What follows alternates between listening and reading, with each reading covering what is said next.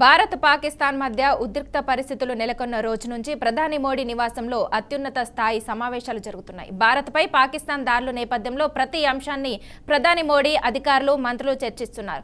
కాల్పుల విరమణ అనంతరం తాజా పరిణామాలు ఈ రోజు పాకిస్తాన్తో చర్చల నేపథ్యంలో మరోసారి ప్రధాని నివాసంలో అత్యున్నత స్థాయి సమావేశం ప్రారంభమైంది. ఈ సమావేశానికి ప్రధాని మోడీతో పాటు రక్షణ మంత్రి రాజ్నాథ్ సింగ్, ఎన్ఎస్ఏ అజిత్ దోవల్, సిడిఎస్ అనిల్ చౌహాన్, త్రివిధ దళాధిపతులు పాల్గొన్నారు. కాగా కాసేపట్లో పాకిస్తాన్ భారత డీజీఎంఓ అధికారులతో సమావేశం జరగనుంది. ఈ నేపథ్యంలో ప్రధాని మోడీ నివాసంలో జరుగుతున్న ఈ సమావేశం ప్రత్యేకతను సంప్రదించుకుంది.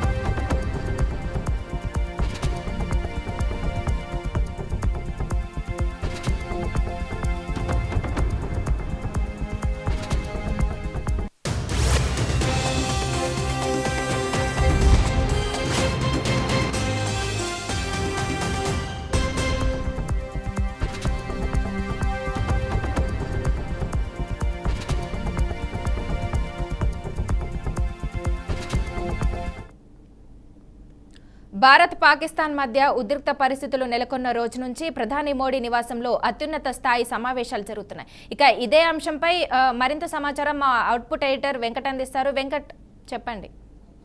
ప్రధాని మోదీ నివాసంలో కీలక సమావేశం జరుగుతుంది. నిజానికి భారత్ పాకిస్తాన్ మధ్య ఉద్రిక్త పరిస్థితుల నడుమ ఆయన గత 6 రోజులుగా కంటిన్యూస్గా మీటింగ్లు, హై లెవెల్ మీటింగ్స్ కండక్ట్ చేస్తున్నారు. ఈరోజు 12 గంటలకి ఒక కీలకమైనటువంటి director general of military operations, 2 దేశాలు చెందినటువంటి భారత్ పాకిస్తాన్ చెందినటువంటి డీజీఎంఓల మీటింగ్ జరగనున్న నేపథ్యంలో ఇప్పుడు ప్రధాని మోదీ నివాసంలో ఒక కీలక సమావేశం జరుగుతుంది. దానికి ఆ మీటింగ్లో జాతీయ భద్రతా సలహాదారు అజిత్ దోవల్తో పాటుగా త్రివిధ దళాధిపతి సిడిఎస్ అనిల్ చౌహాన్తో పాటుగా రక్షణ శాఖ మంత్రి రాజ్నాథ్ సింగ్, మరికొంతమంది కీలక అధికారులు ఎవరైతే ప్రామినెంట్గా ఉంటారో ఈ డిఫెన్స్కి సంబంధించి ఆ అధికారులందరూ కూడా మీటింగ్లో పాల్గొన్నారు.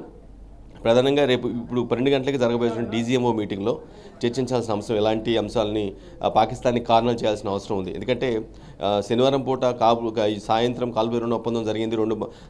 రెండు దేశాల మధ్య దౌత్యపరమైన ఒప్పందం కుదిరింది. అమెరికా మధ్యవర్తిత్వంతో అంతా సార్ట్ అవుట్ అయింది అనుకున్న తర్వాత కూడా ఆ నైట్ ఎందుకు చేయాల్సి వచ్చింది, కాల్పుల విరమణ ఉల్లంఘన ఎందుకు, సీజ్ ఫైర్ని ఎందుకు వైలేట్ చేయాల్సి వచ్చింది అనే అంశంపైన పాకిస్తాన్ని నిలదీయాల్సిన అవసరం ఉంది అనే అంశాన్ని ప్రధానంగా మోదీ అధికారులకు ఆదేశించే అవకాశం స్పష్టంగా కనిపిస్తుంది. ఎందుకంటే అంత క్లియర్ కట్గా మధ్యవర్తిత్వం వల్ల అమెరికా మధ్యవర్తిత్వం వల్ల మనం స్టాప్ అయ్యాం, మనం స్టిక్ అయ్యాం రూల్స్కి, ఏదైతే సీజ్ ఫైర్ వైలేషన్ చేయకూడదు అనే దానికి స్టిక్ అయ్యాం. కానీ వాళ్ళు మాత్రం దాన్ని పక్కన పెట్టేసి శనివారం నైట్ పూట కూడా కొనసాగించిన పరిస్థితి మనం చూసాం. ఏ విధంగా మోటార్స్, షెల్లర్స్తో, డ్రోన్స్తో కానీ ఎలా ఫైట్ చేశారు, ఏ విధంగా భారత భూభాగంలోకి తీసుకొచ్చారు అనేది మనం చూసాం. దానికి అఫ్కోర్స్ దానికి చాలా బలంగానే భారత సైన్యం కూడా రిటార్ట్ ఇచ్చింది. అది సెకండరీ. బట్ అసలు సీజ్ ఫైర్ వైలేషన్ ఎందుకు చేయాల్సి వచ్చింది అనే అంశం మీదే బాగా చర్చించే అవకాశం కనిపిస్తుంది. సరిహద్దులో పరిస్థితి ఇప్పుడు ప్రస్తుతం ఏముంది, నిన్న నైట్ ఏ విధంగా ఉంది, అంతకుముందు ఏ విధంగా ఉంది అనే అంశాలు కూడా పిన్ పాయింట్గా మొత్తం ప్రధాని మోదీకి వివరించబోతున్నారు. భారత డీజీఎంఓ అదేవిధంగా పాకిస్తాన్ డీజీఎంఓ ఇద్దరు కూడా సంబంధిత అధికారులతో, అంటే ఆ దేశానికి చెందినట్టు కొందరు అధికారులు, ఈ దేశానికి చెందినట్టు కొందరు అధికారులు, 2 దేశాల అధికారులు కూడా 12 గంటలకు ఎగ్జాక్ట్గా భేటీ అవ్వబోతున్నారు. అంటే ఏదో మన ఒప్పందంలో భాగంగా అమెరికా మధ్యవర్తితో ఆగిన సీజ్ ఫైర్ వైలేషన్లో భాగంగా ఆ ఒప్పందంలో భాగంగానే 12వ తారీఖు కూడా మీటింగ్ ఉంటుంది. ఆ మీటింగ్లో పూర్తి స్థాయిలో చర్చించుకోవాల్సిన అవసరం ఉంది. ఏ అంశాలను మనం బేస్ చేసుకోవాల్సిన అవసరం, 2 దేశాల మధ్య ఉన్నటువంటి టెన్షన్ ఎస్కలేషన్స్ని తగ్గించడం కోసం ఏ అంశాలను ముందు పెట్టుకోవాల్సిన అవసరం ఉంది. అంటే మున్ముందు మళ్ళీ సీజ్ ఫైర్ వైలేషన్ కావచ్చు, లేదంటే మరి కొంత ఉగ్ర చర్యలు కావచ్చు, ఇవేమీ జరగకుండా ఉండటం కోసం ఎలాంటి నిర్ణయాలు తీసుకోవాల్సిన అవసరం ఉంది, ఎలాంటి అంశాలపై భారత డీజీఎంఓ పాకిస్తాన్ ఎదుట ఏం పెడుతుంది, పాక్ డీజీఎంఓ భారత్ ఎదుట ఎలాంటి అంశాలు ప్రస్తావిస్తుందనే అంశంపై కూడా చాలా ఉత్కంఠ నెలకొందని చెప్పుకోవచ్చు. సో ఈ డీజీఎంఓ మీటింగ్ నేపథ్యంలోనే మనం అక్కడ ప్రస్తావించాల్సిన అంశంపైనే వీళ్ళందరికీ కూడా సిడిఎస్ కావచ్చు, లేదంటే రాజ్నాథ్ కావచ్చు, అజిత్ దోవల్ కావచ్చు, వీళ్ళందరికీ కూడా కొంత బ్రీఫింగ్ ఇస్తున్న పరిస్థితి కనిపిస్తుంది. వీళ్ళు అధికారులు పూర్తి స్థాయిలో మోదీ వివరించిన తర్వాత ఆయన కొన్ని సలహాలు, సూచనలు కావచ్చు, ఆదేశాలు కావచ్చు ఇవ్వడానికి ఇస్తున్నట్టుగా మనకు తెలుస్తుంది. సో 12 గంటల మీటింగ్ నేపథ్యమే 12 గంటలకు జరగబోయే కీలకమైనటువంటి మీటింగ్ నేపథ్యంలోనే ఈ మీటింగ్ కూడా చాలా ప్రాధాన్యత సంతరించుకుంది. అజిత్ దోవల్ జనరల్గా భారతదేశ రక్షణకు సంబంధించి జాతీయ భద్రతా సలహాదారుగా ఉన్నారు కాబట్టి ఆయన చెప్పే పాయింట్స్ కొంత వాల్యుబుల్గా ఉంటాయి. చాలా కీ పాయింట్ ఆయన చెప్పే అంశాలే ఎక్కువగా డీజీఎంఓ మీటింగ్లో ప్రస్తావించే అవకాశం కనిపిస్తుంది. చూడాలి ఏం జరుగుతుంది ఏంటి అనేది మాత్రం ఇప్పుడు అదొక ప్రధాని మోదీ నివాసంలో అయితే ఒక హై లెవెల్ మీటింగ్ అయితే కొనసాగుతుంది. దీని మీటింగ్ సారాంశాన్ని మేబీ మన డీజీఎంఓ మీటింగ్లో మన భారత అధికారి ఎవరైతే పాల్గొనబోతున్నారో ఆయనకి కొంత ఇన్ఫర్మేషన్, అంటే ఆల్రెడీ డీజీఎంఓ రేంజ్లో ఆయన స్థాయిలో ఆయన రేంజ్లో ఇప్పటికే చర్చించి కొన్ని అంశాలను ప్రస్తావించడానికి సిద్ధంగా ఉంటారు. బట్ ఆఫ్కోర్స్ ఈ మీటింగ్ సారాంశం, ఈ మీటింగ్లో జరిగిన పరిణామాలను కూడా కొంత వివరిస్తారు కాబట్టి దెన్ ఆ విషయాలన్నీ కూడా ఆ మీటింగ్లో ప్రస్తావించే అవకాశం, లేదంటే పాక్ డీజీఎంఓ ముందు పెట్టే అవకాశం అయితే కనిపిస్తుంటుంది.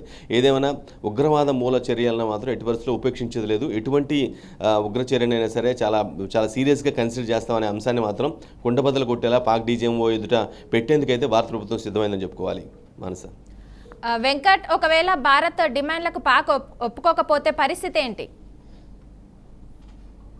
రెండు దేశాల మధ్య సీజ్ ఫైర్ వైలేషన్ జరగకూడదని స్టాప్ అయిపోయింది అని అంటేనే మ్యాక్సిమం రెండు దేశాలు ఒక ఒప్పందానికి వచ్చినట్టుగానే మనం భావించాల్సిన అవసరం ఉంటుంది.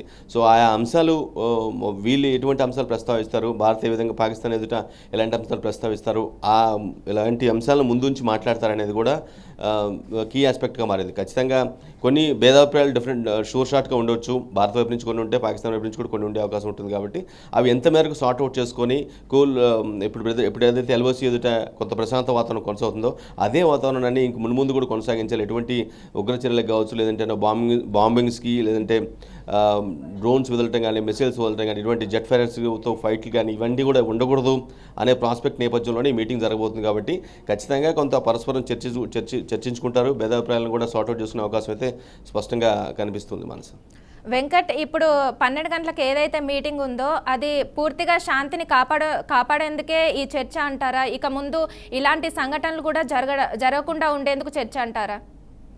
అబ్సల్యూట్లీ. ఇలా అసలు రెండు దేశాల మధ్య శాంతి నెలకొనాలి. అట్ ది సేమ్ టైం ఎటువంటి వైలెన్స్ కానీ, ఎటువంటి యుద్ధ పరిణామాలు, యుద్ధ సన్నాహాలు ఎటువంటి జరగకూడదు. అన్నిటికీ మించి అక్కడి నుంచి అటువైపు నుంచి ఉగ్రచర్యలు అనేది అసలు ఎట్టి పరిస్థితుల్లో జరగకూడదు. ఈవెన్ చిన్న ఇన్సిడెంట్ కూడా జరగకూడదు అనేది భారత ఎజెండాగా స్పష్టంగా కనిపిస్తుంది. సో అఫ్కోర్స్ పాకిస్తాన్ మేము తీవ్రవాదానికి వ్యతిరేకమని బలంగా చెప్తున్నప్పుడు కూడా, కానీ అటువైపుగా అది వాస్తవ పరిస్థితుల్లో గ్రౌండ్ రియాలిటీలో అది లేదు. కాబట్టి ఖచ్చితంగా ఇక్కడ మీటింగ్లో ఏమేమి మాట్లాడుకుంటారు, ఏ అంశాలు ప్రస్తావిస్తారు, దానికి వీళ్ళు ఎలా రెస్పాండ్ అవుతారు, వీళ్ళు ఎలాంటి అంశాలు ముందుకు పెడతారు, ఎలాంటి అంశాల గురించి చర్చిస్తారు మాత్రం కీ ఆస్పెక్ట్గా మారింది. ఖచ్చితంగా సార్ట్అవుట్ చేసుకునే క్రమంలోనే బాగానే ఉంటుంది. అవి ఖచ్చితంగా ఏదో లేదు మేము ఒప్పుకోము అంటే ఇది మిడిల్ ఆఫ్ ది మీటింగ్లో వెళ్ళిపోవడం కానీ, లేదా అటువంటి సందర్భాలు ఉండవు. ఎందుకంటే ఆల్రెడీ ఒక పెద్ద దేశం ఎంటర్ అయింది, రెండు దేశాల మధ్య ఎంటర్ అయింది, ఇద్దరితో మాట్లాడింది, సార్ట్అవుట్ చేసింది. ఇక మీరు మిగతా అంశాలు ఏవైతే ఉంటాయో వివాదాస్పద అంశాలు వాటిని గురించి మీరు సపరేట్గా ఒక మీటింగ్ పెట్టుకొని 12వ తారీఖు మీటింగ్ పెట్టుకొని మాట్లాడుకోండి అని ఒప్పందంలో బాగానే ఉంది. కాబట్టి ఇది ఖచ్చితంగా ఈ 12 గంటలకు జరగబోయే మీటింగ్ సంబంధించి, మిలిటరీ ఆపరేషన్ సంబంధించిన మీటింగ్ సంబంధించి రెండు దేశాల మధ్య ఒక మంచి సత్ఫలితాలే వస్తాయనేది ఆశించవచ్చు. మనసు ఓకే, థ్యాంక్ యూ వెంకట్.